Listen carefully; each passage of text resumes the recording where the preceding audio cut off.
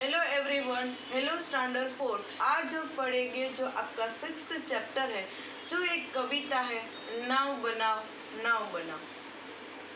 6th chapter start होने से पहले आगे जो एक स्टोरी थी नसरुद्दीन का निशान, वो हम बाद में पढ़ेंगे क्योंकि वो सिलेबस में नहीं है। इससे पहले हमारा जो 6th चैप्टर है, नाव बनाओ, जो पोयम है उसको ही पढ़ेंगे।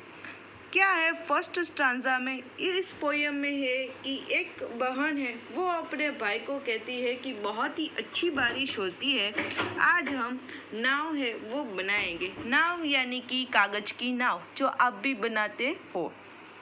देखते हैं क्या है पोयम में। नाव बनाओ भैया मेरे जल्दी आओ। यानी कि बहन है वो अपने भाई को कहती है कि मुझे नाव बनानी है, हमें नाव बनानी है, चलो तुम जल्दी आओ। वह देखो पानी आया है, गिर गिर कर बादल छाया है, 7 समुंदर भर लाया है।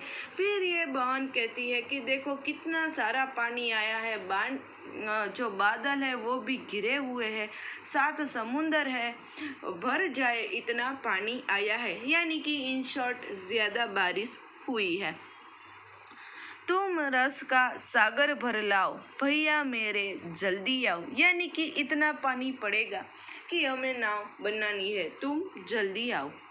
पानी सचमुच खूब पड़ेगा, लंबी चौड़ी गली भरेगा, लाकर घर में नदी करेगा। इस स्टांजा का मीनिंग है कि जब वर्षा होगी यानी कि ज़्यादा बारिश होगी तो पानी बहुत पड़ेगा, लंबी चौड़ी गली भरेगा यानी कि गली और मोहल्ले में पानी भर जाएंगे, लाकर घर में नदी करेगा यानी कि हमारे जो घर है वो भी हमें नदी और तालाब की तरह लगेंगे। इतना सारा पानी पड़ेगा और वो हमारे घर में भी भर जाएगा।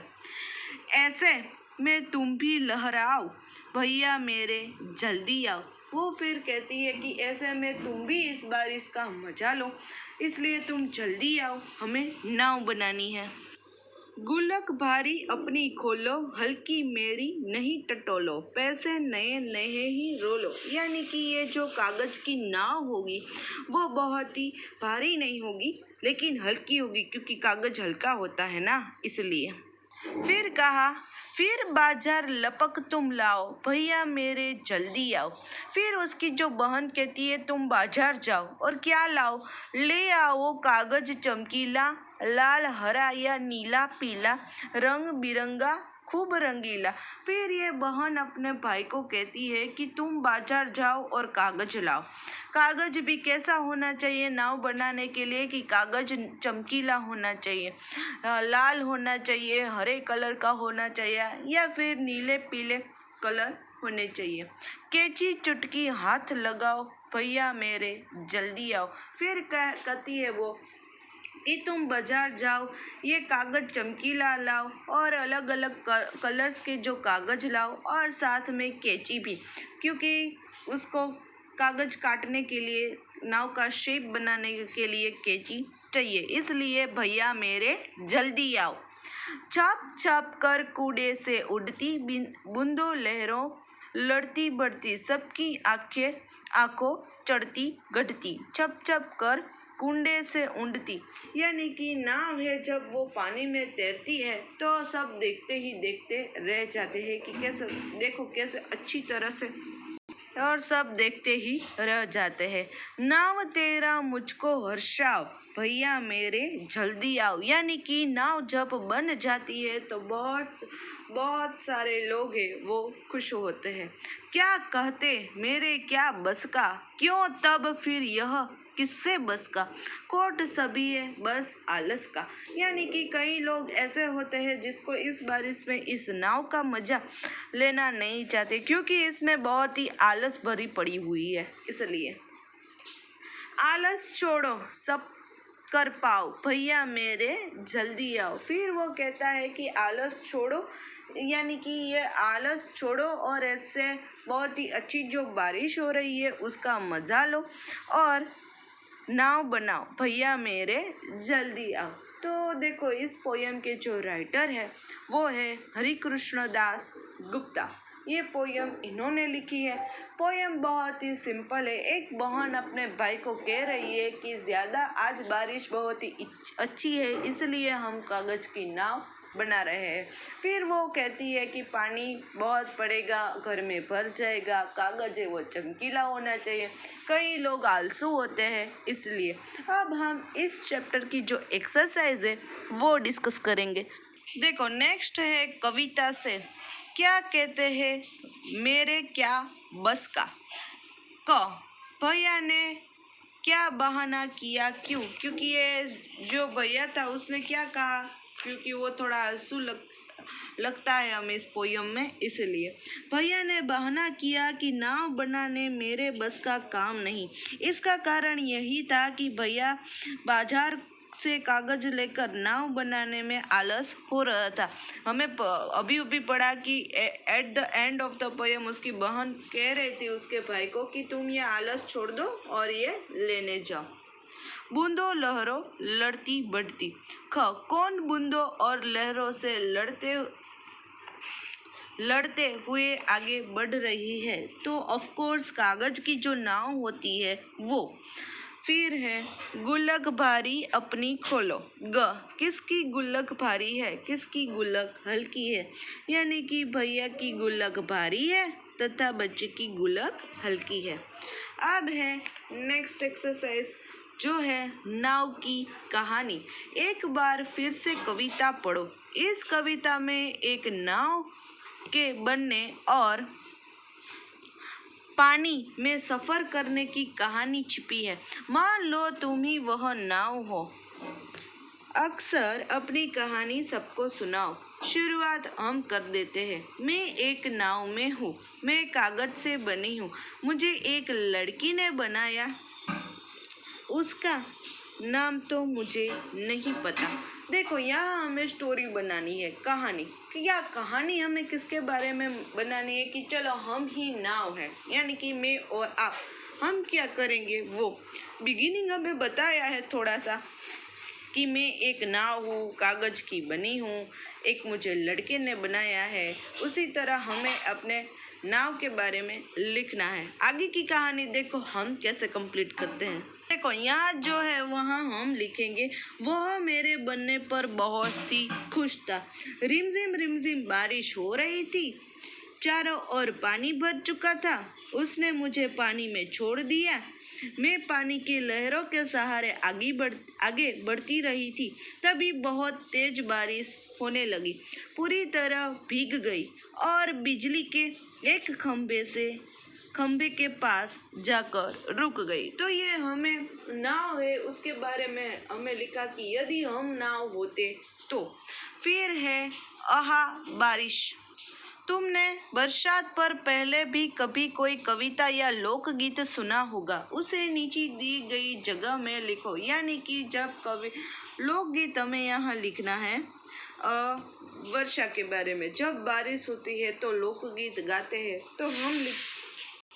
तो हम लिखेंगे वर्षा आई। वर्षा न आई नाम का एक लोकगीत है, वो हम लिखेंगे वर्षा आई रिमझिम वर्षा आई, घने काने बादल आए, उमड़ घुमड़ कर नभ पर छाए, मोर नाचने लगे मस्त हो, मेंढक ने भी गीत सुनाए, नभ बिजली लगी चमकने, सोंगी धरती लगी महकने, रंग बिरंगी नाव चल पड़ी, चंचल सी लहरों पर बहने, धरती पर भी हरियाली छाई, रिमझिम वर्षा आई। तो ये लोकगीत है जो हम यहाँ लिखेंगे वर्षा के बारे में। फिर नेक्स्ट एक्सरसाइज है, इस कविता को पढ़ते समय तुम्हारे मन में कई चित्र आए होंगे, उनके बारे में बताओ या उनका चित्र बनाओ। तो देखो, यदि आप हमें ये जो कविता पढ़ी नाव बनाओ ऐसा, तो इस कविता में कागज की नाव का चित्र आपको यहाँ बनाना है। देखो, सबको ये करना है अपने टेक्स्ट बुक में।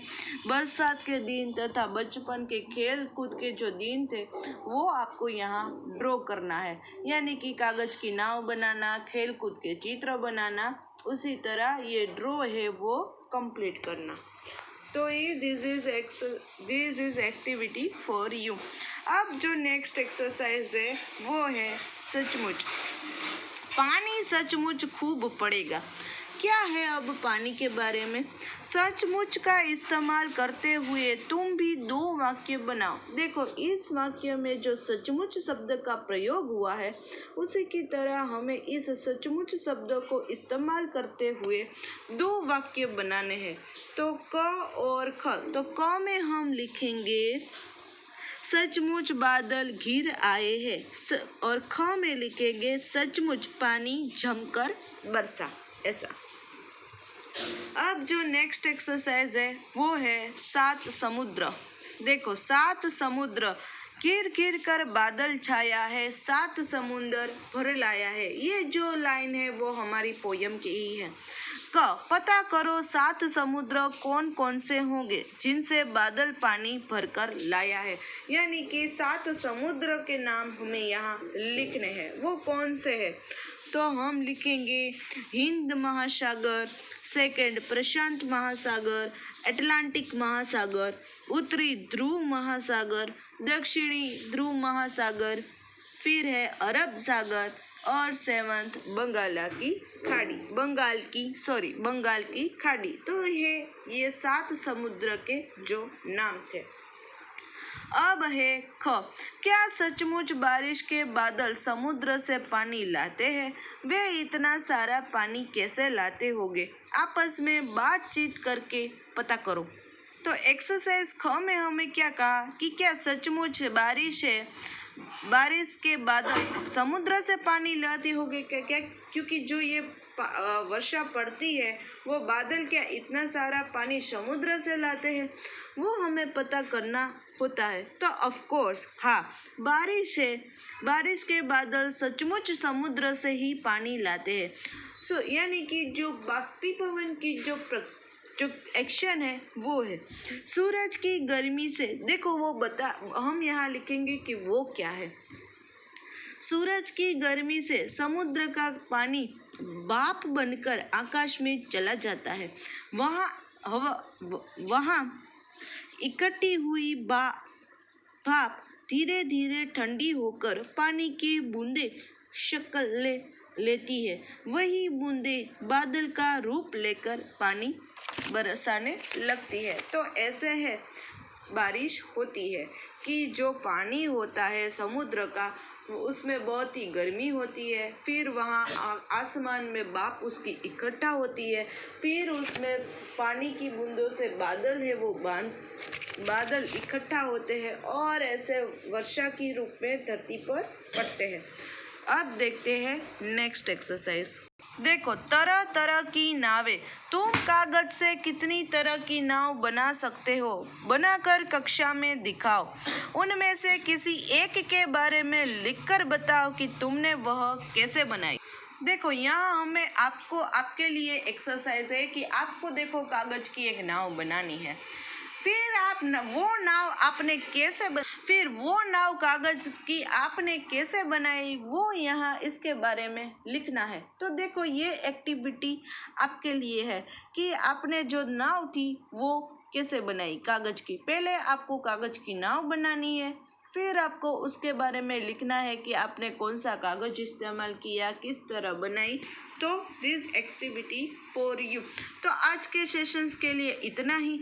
नेक्स्ट सेशंस में जो इस चैप्टर की एक्सरसाइज छूट चुकी है वो कंप्लीट करेंगे और उसके अलावा हमारा जो 7th चैप्टर है वो स्टार्ट करेंगे। So till then have a nice day to all.